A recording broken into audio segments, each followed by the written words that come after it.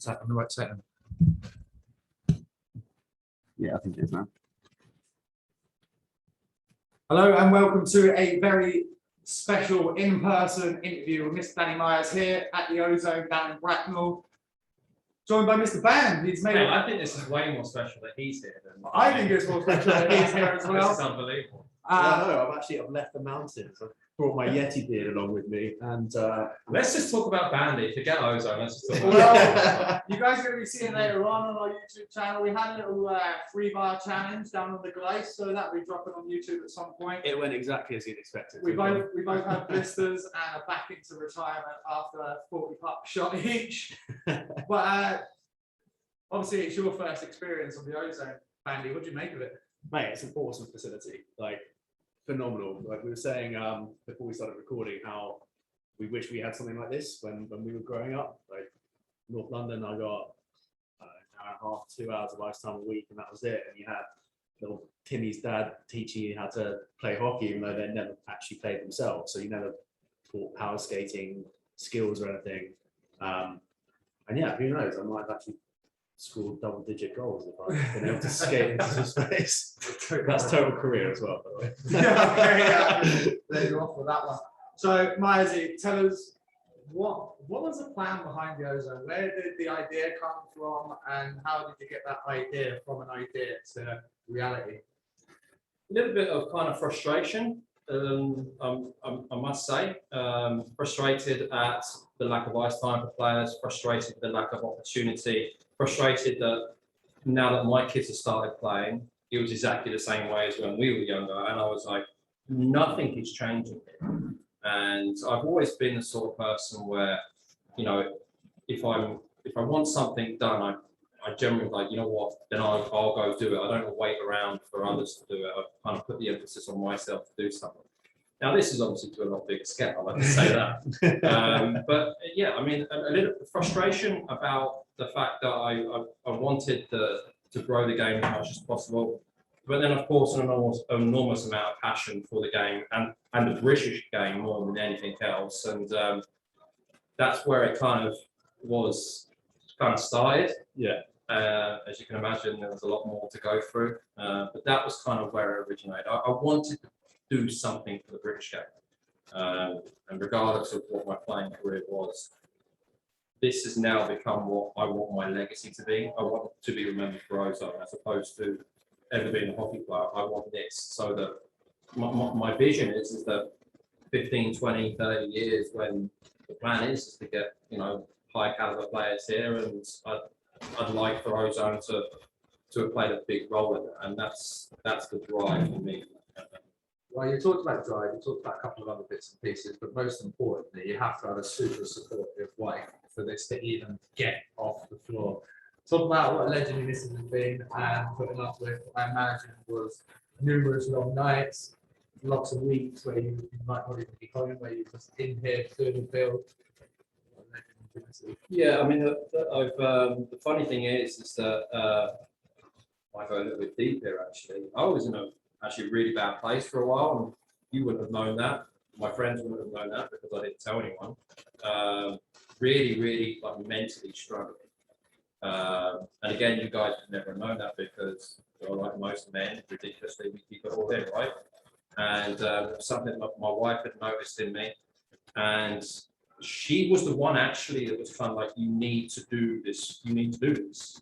Yeah. And at the time when you're mentally like, and your confidence is at a low, you don't feel like you can achieve anything, right? So the thought of building an ice rink was, there's no chance. And I really pushed back. I was like, this is ridiculous. Yeah. I mean, sometimes when you feel like that, it's hard enough getting out of bed. And that's literally where I was. Like, I was in a complete slump all week at work. The only time that I was happy when I was 6 a.m. training Guildford under 11s. And that's the only time I was happy. The kids are buzzing. Yeah, so it was the only time I was happy. And I'd come home and I'd be buzzing.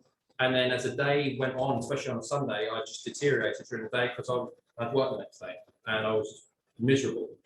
And she was like, you need to do this. And I was like, I don't have the strength to do it. And she kind of just kept pushing. And she was like, come on, let's just look into it. Even that will make you feel better. It will kind of get you excited. Even if we just look into it.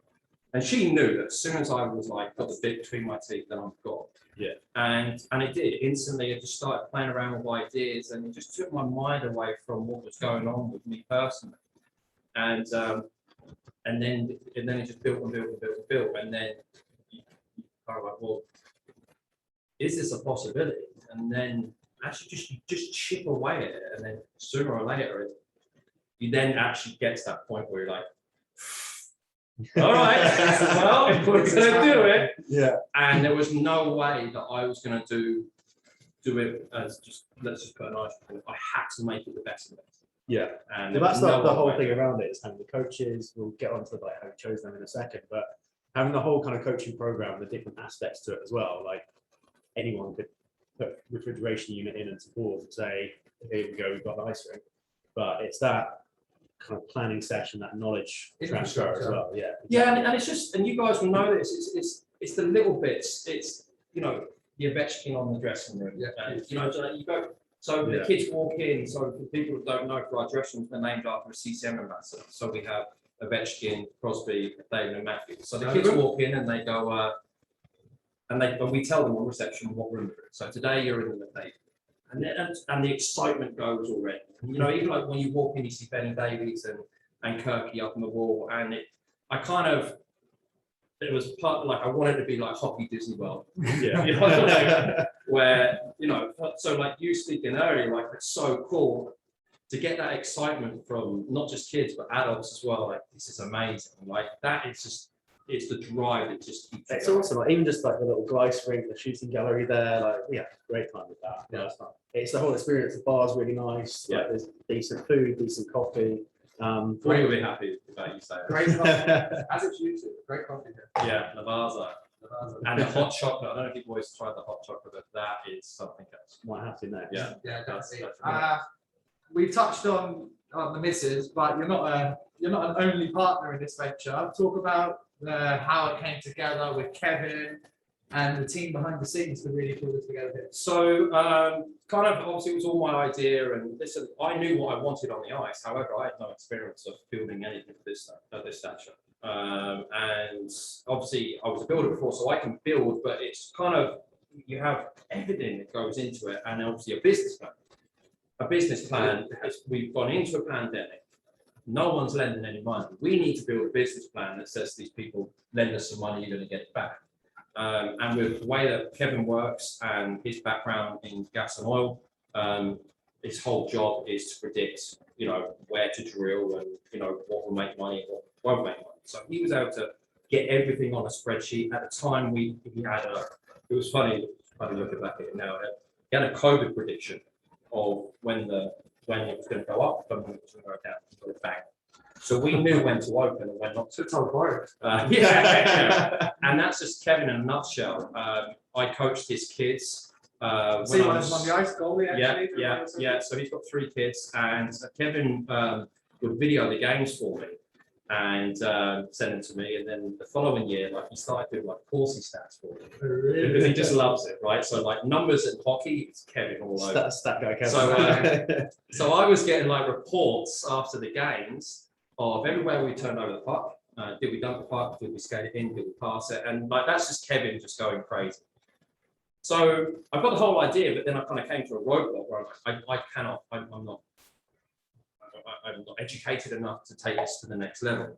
And I called Kevin. Yeah, and I called Kevin, and it was kind of like, listen, I've got an idea. I just wouldn't mind your advice. Really, I was trying to recruit. Yeah. So really, I was saying, come help me, please. So like anyone, and I'm sure like most people, when they found out I was doing this, there was skepticism, understandably, right? And Kevin was like, oh, okay, so he was like, well, give me a few things that you've got. So I told him and stuff. And one of the things I'd already had was PEP. I had that early. And So Kevin, for those that don't know what PEP is, can you please explain? So Pep is the brainchild of a coach called Joe Quinn. Joe was Conor McDavid's personal coach since he was 12 years old. So believe it or not, Conor McDavid never done any power skating. He actually just done Pep, which is quite sad. So Joe worked with Conor and off the back of that built this program and since gone on to graduate more players in the NHL than the NHL skills program. You can go on their website, see the NHL players that they've currently got at the moment. What's more impressive is obviously what's coming through. Pep, out of the first 5 draft picks, 4 of them. You had 4, right? Yeah, 4. So so Michigan needs it. Obviously, that's a powerhouse team. Next up, Shane Wright, who's obviously projected to go number 1. There's a guy called Conor Bedard who was a bad. Yeah, he's alright, I suppose. Adam Fantelli, like literally that the USA under 20 team that just won the World Championships. Sorry, just won it. So obviously back in December. That whole team. So it's just completely changing the game. And obviously, one of the things I wanted to do here was again not just kind of put a rink in. I wanted us to bridge the gap as much as possible between us and the powerhouses. Not expecting us to take it over.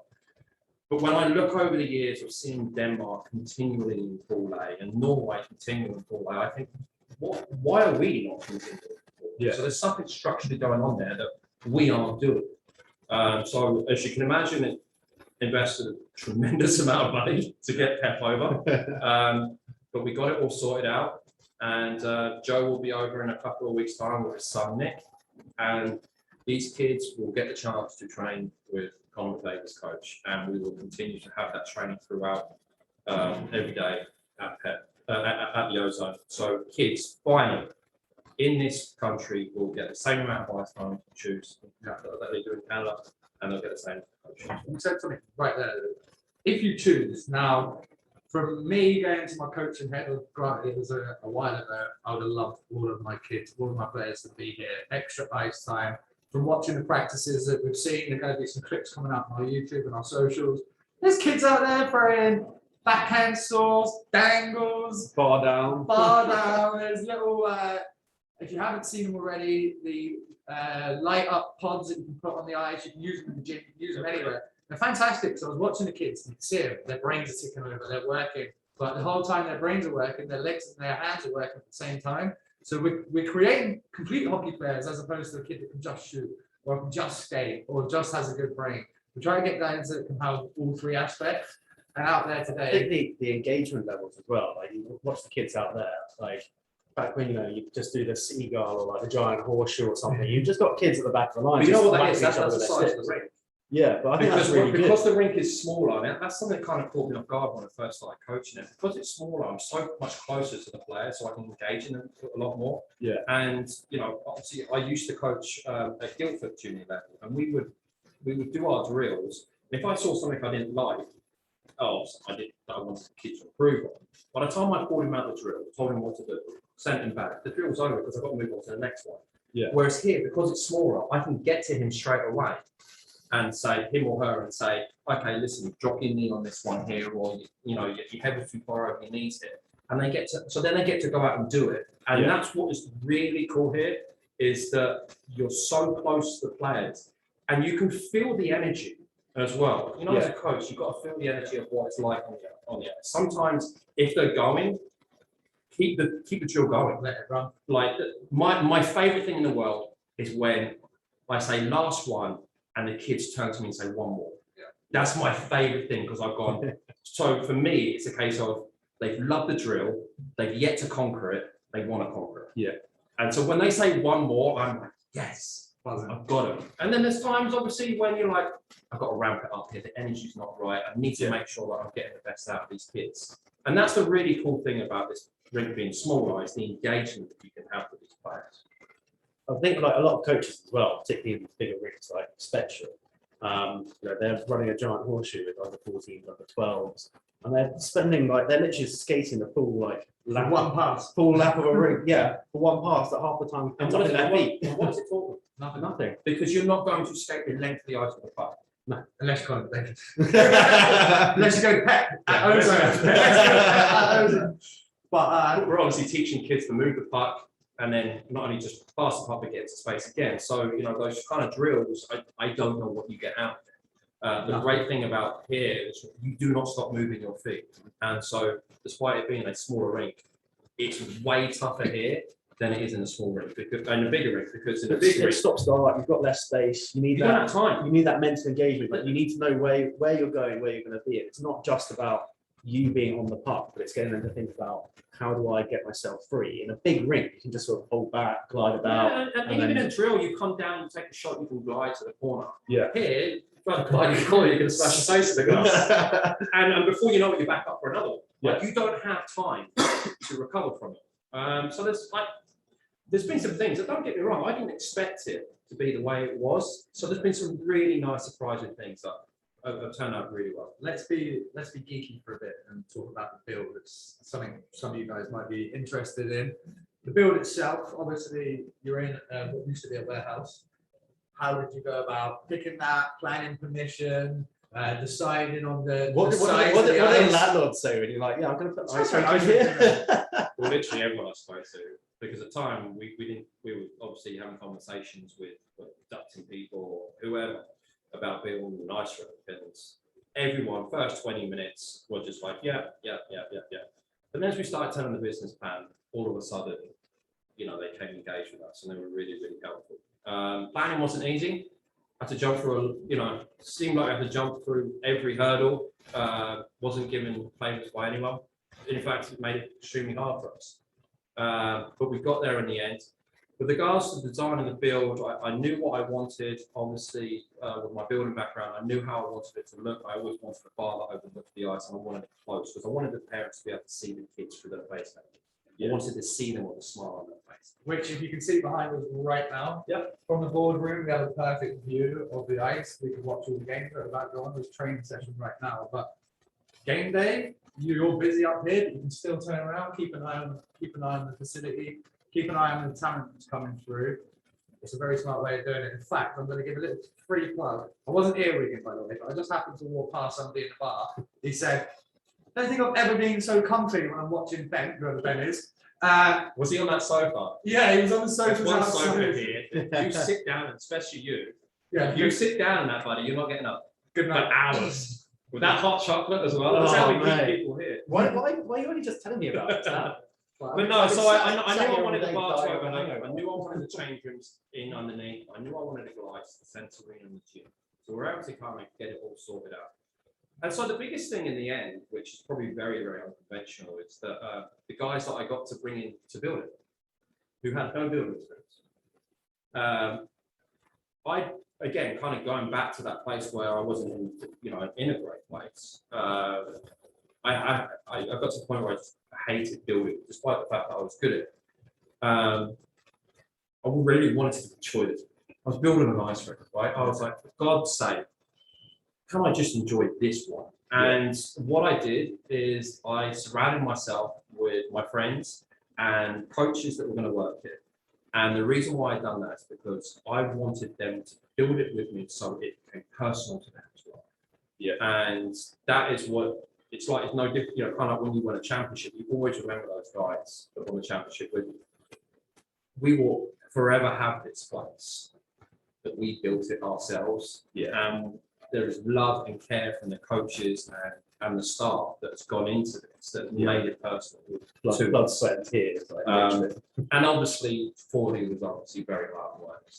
Well, let's get on to 40, because you cannot work with 40 24/7 and not have a good time. I think the first time I come here, God, early stages, and 40's up on the cherry picker, he's swinging from the rafters. Way! And then he's like, chirp, as he does. But you showed me a video a little while back, and it was, let's talk about the whole process of trying to get water into the rink after getting all the cooling system in, and then 40 doing his best scuba Steve. Yeah, so I mean, that week was 40 and I worked 106 hours.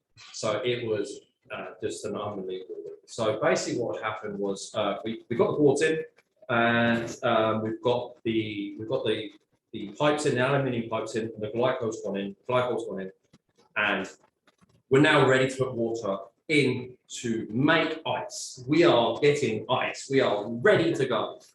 And so I don't think you can see it now, but there used to be like a 50 mil fire hydrant pipe that ran through this building. And we needed 30,000 litres of water to do the first sprints. So 50 mil pipe were like fire, you know, it's like one of the big reels, like perfect. That should work great. So we get it up to temperature, so it goes to minus. You have to get up to -12, and now you're ready to pour. So we've got everyone's got the cameras out, right? Yeah. So we're waiting for the water to come out. The first pour. Here we go. So turn it on, and it comes out like a tap. Like a Basingstoke Electric. So it was the most underwhelming thing ever. Now the problem was it was actually in that corner right behind us actually. So where the water was coming out and it didn't have enough pressure, it wasn't dispersing.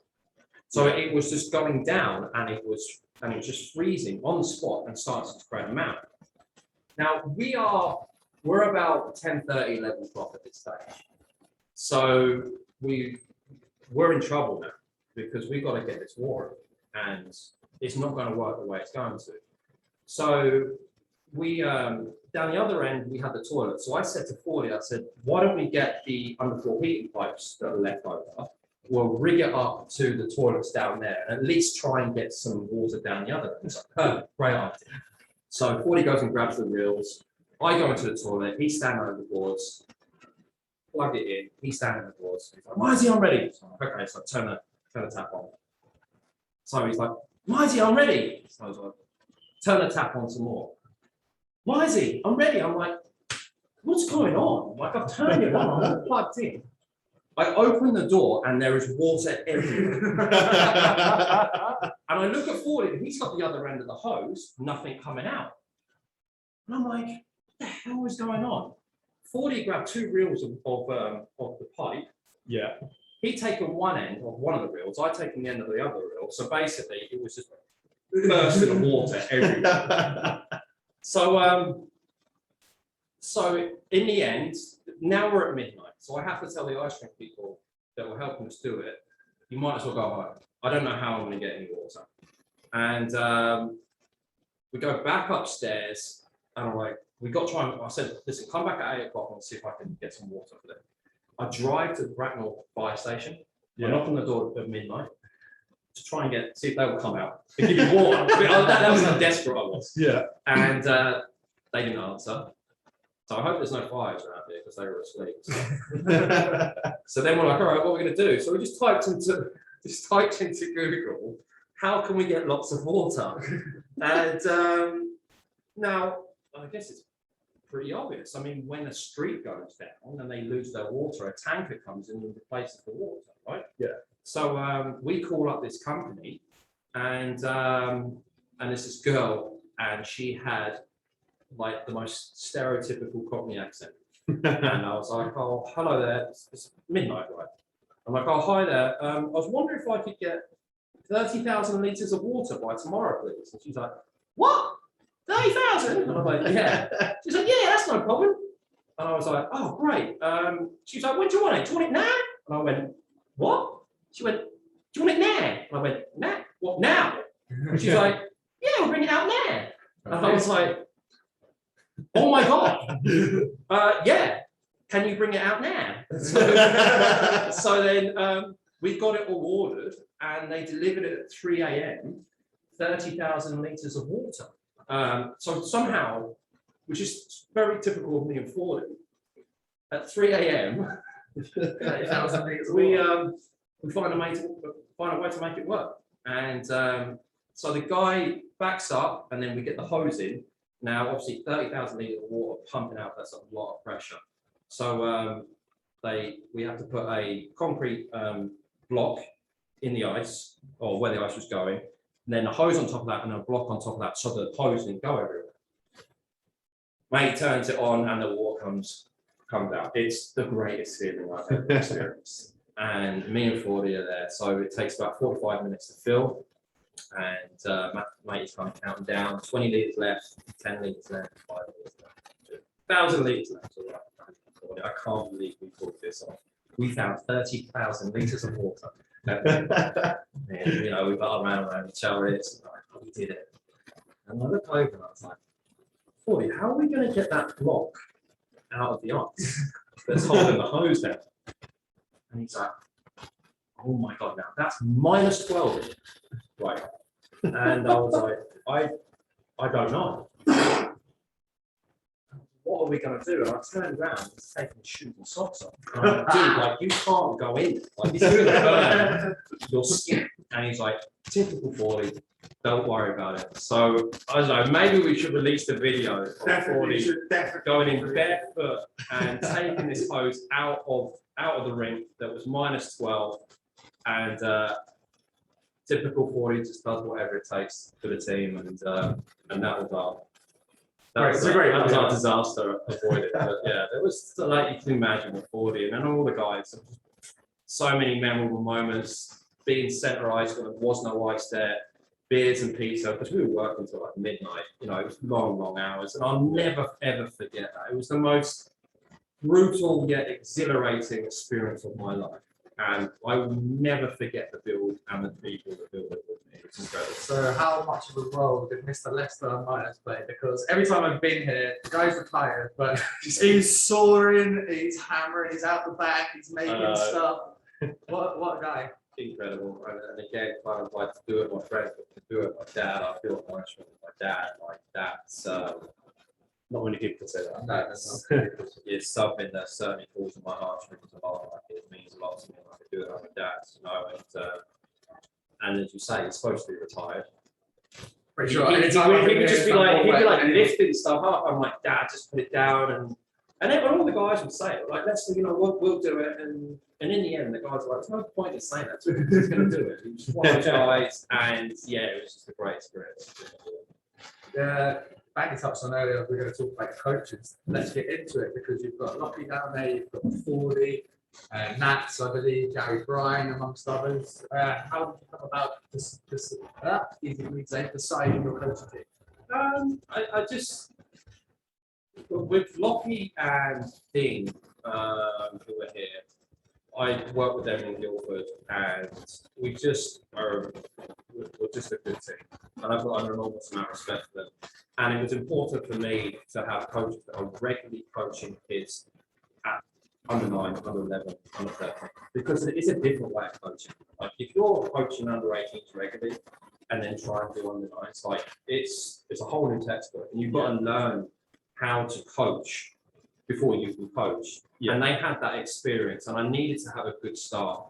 And I needed the players to come away and the parents come away going, yeah, we've learned something really new today. And the thing, because we've worked together for a while, it was something that I knew off the bat. I had that security comfort with them. And I felt if I wasn't there at the rink, because that's a big thing, right? This is my baby. I'm pretty much here all the time. But when I'm not here all the time, when I need to know that we're good hands, and the people You got to that have that were trust, coming for that trust and training confidence. were going to get a good product. Fordy speaks for himself. He just, you know, the enthusiasm that he gives for kids. I mean, they come away just feeling 10 foot tall. Yeah. But at the same time, he's done a wonderful job of really throwing himself into this.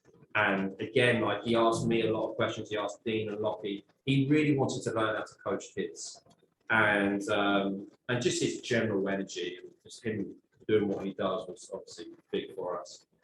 And then with Nats and Louise, I just was always, it was in Nats, you've got someone who is just, you know, now moved into coaching, has been with that powerhouse with the Queen Bees, regardless of whether she's a female or male. It made no difference to me. I just thought she was the top coach, and I just wanted to bring her in.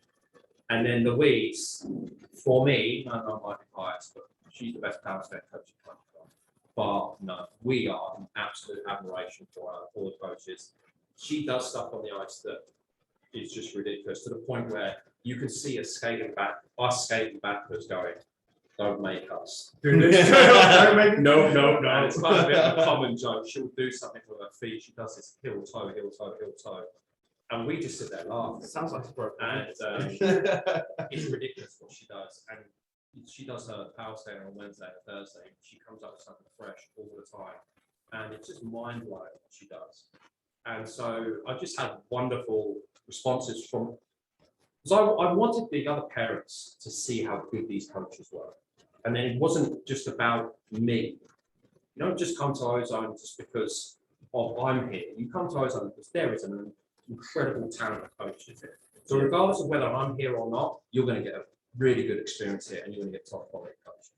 What's the uptake been like? I mean, obviously we've got Guildford and Streatham here today, junior clubs. Like, how are you working with other junior clubs as well? And like, Yeah, I mean, I suppose what's helped now is that I'm not part of Guildford anymore. I think initially people didn't want to, like, coaches wouldn't send their players because they thought I'd recruit. Yeah. Can't. not even on the radar. I can't even want to explain myself. Now I'm not part of Guildford. Seems to have opened up a lot more, and we've had a really good response, certainly from like Slough and Basingstoke and Guildford. We get a lot of kids from Streatham. More impressively, Fife. Yeah, I mean Belfast, that Manchester. for the tournament Leeds. itself. That's a really big thing for Kilcolly because Kilcolly tournament when you were younger was the best tournament in the world. And I just thought it was amazing, and I have incredible memories going up there. UK hockey, I believe. Yeah, so because it was, and it was just the best, and for them to come to my tournament really means a lot to me, and that's been great. And then obviously the Thursday and Friday nights that we do with the elite, what we call the elite sessions, they go on for an hour power skate, ice cut, and then they will be doing an hour's pet. They have been doing an hour's skills with us. It's really cool to see all these kids come together from different clubs and the intensity of it, because they all look at the other player and go, I want to be as good as that guy. And so the standard is absolutely huge. And then it's the other great thing about it as well is that, you know, the parents are meeting with the parents, and then if they're managers, they're talking with other managers. And so you kind of get the conversation going, let's all work together. Big hockey network. It is, right? You've got to find somewhere for it to bring it all together. I mean, I know when we sent out emails to clubs about coming to the Ozone 3's tournaments, it was very hard to get their emails. Very, very hard. And that's kind of like the start. You're like, well, I can't even get an email address for a lot of these. Yeah, you can end up being stuck in a bit of an echo chamber. Yeah, you do, yeah. Well, for clubs, especially, like, you know, you'll have a kid that starts at under 10s, works their way up to under 18s, and their parents just follow them through, like, have managed all those years. But then, like, yeah, the same, like with the players themselves, and that kind of that talent level. If you're playing against the same people week in, week out, And that's it. it, So right? that age group, You you're think playing. every 2 years spend more time you're practicing. playing against the same teams, the same clubs, the same players. And that's Yeah. why the tournaments, we try to mix it up as much as possible. So now Guildford will play Guildford. Yeah. You know, and Manchester will play Basingstoke because we never even met before. But now they get the opportunity to play against different players and different teams. And who doesn't love a tournament? I mean, it's just the best part of hockey, really, isn't it? Well, on that note, we haven't had a segue in a while. Oh, We haven't had a Did I set in you a up while. there? You set me up. Well, we're here at the Ozone, so we might as well talk about the latest venture between 4000 Accounting and the Ozone, and that is that on Saturday, the 6th of November, we will be having our first recreational tournament. And, well, I'm hoping for it. I think it's going to be great. We're going to be 10 teams, 10 players per team, one winner, whole day of hockey. These guys are going to get a lot of games in. It's good to get involved with you guys on a business level, but it's also good to give these rec guys, because they don't get to have this experience very often. The experience that we had at Kirkcaldy or Hull or Telford, whatever tournament it was when we were younger, these rec guys rarely get a chance to do I that. think they're kind of late into the game. I think the last tournament that I played in was Isle of Wight, which We can't talk about. we can't talk about very We can't talk about much. this. Many a story will stay buried on that little island in the ice cube. But yeah, that team is stacked. But from your point of view, what is it like for you guys to be a part of that? You've obviously got the junior thing going on, now venturing into a bit senior, a bit rec. How do you see this going? What do you see coming from it? I mean, from the start, the rec was a big thing for me, because I wanted to see my old teammates that I played with in Bracknell. That really helped me out when I was younger, to be honest with you. They looked after me. I was always, you know, when I first started playing, youngest age was 12s. And a lot of guys really looked after me there, to be honest with you. I never forgot that. And and I really, really wanted to see them play here. And there's a lot of really good people that play rec, and I wanted to give them a place they didn't have to go and play at 11 o'clock. That you do go to a place that you get looked after. So for the tournament itself, I mean, I'm sure over the next couple of weeks we're going to be able to release everything that we're doing. But man, these boys will get looked after, that's for sure. I can't think of any other tournament for the rec where they're going to get looked after the way that we're going to look after them. Do everything that we've got planned for them. It's going to be a heck of a day, and it's going to be a blast. And what an atmosphere it's going to be. They're going to get a chance to feel like a pro, that's for sure. Yeah, I was even going to be some YouTube content from you guys out of that. So keep subscribing to YouTube. If you haven't done it now and watching this interview, little button, press the bell, switch it on, let's go. Find us on all the other social medias as well. But and we want to encourage the northern teams to come. Yeah, right? yeah. Like, this isn't just a case of It's a Saturday. It's perfect. Yeah, The day we've done after it my on Saturday. birthday, I'm going to be hanging out my arse. Guaranteed facts only on this channel.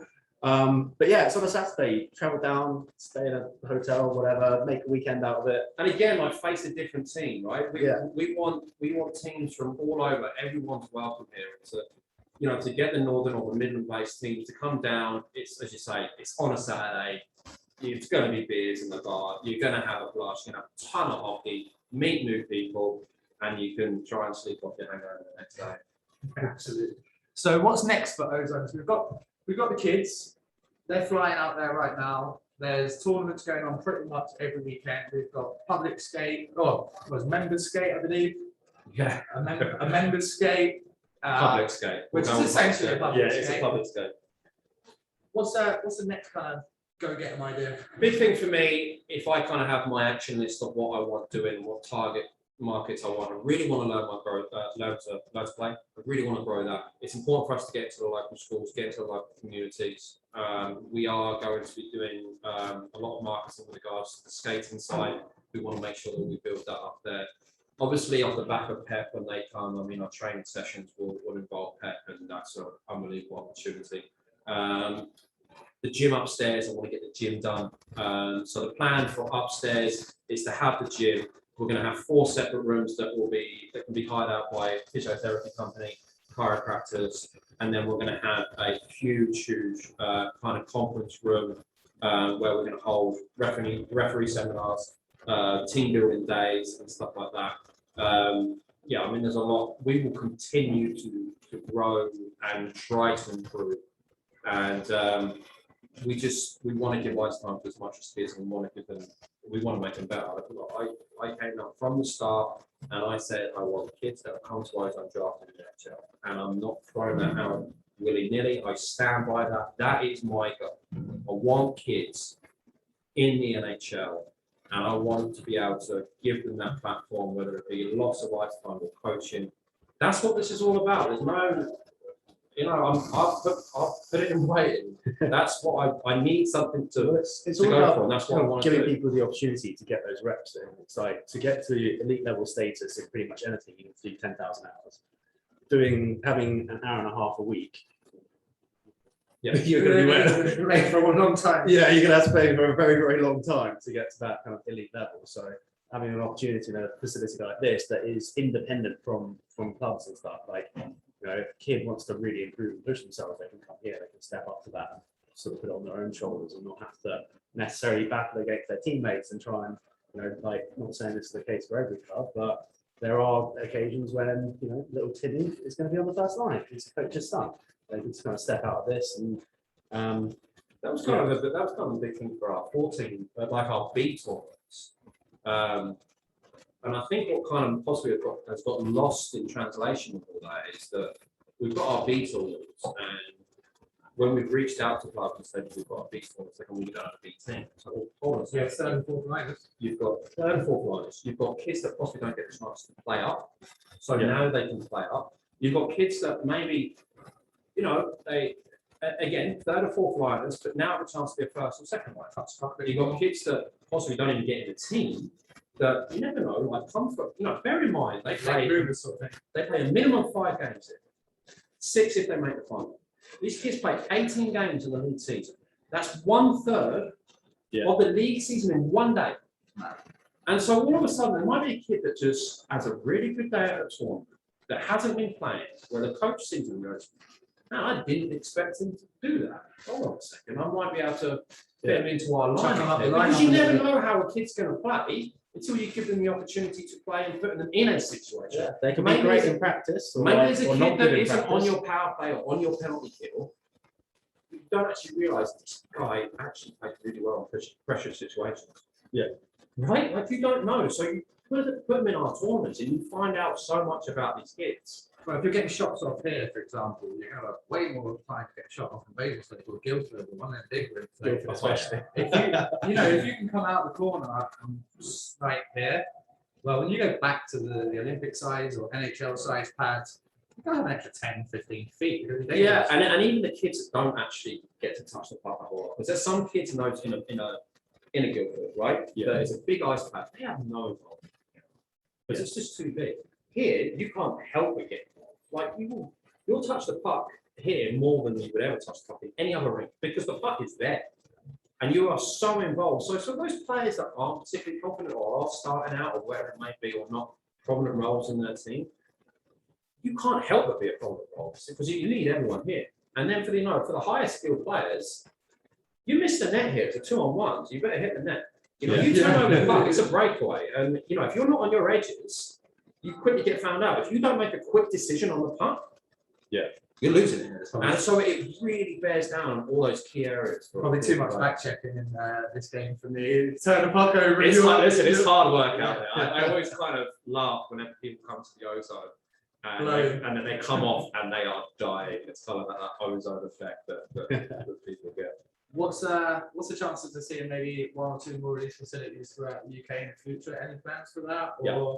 There is. There is, and obviously right now, everything that we're going through, we're trying to figure out where we can improve from the initial kind of build, where we can improve as a company, and with the day-to-day runnings, what we could have done, what we could include next time, and possibly not include next time.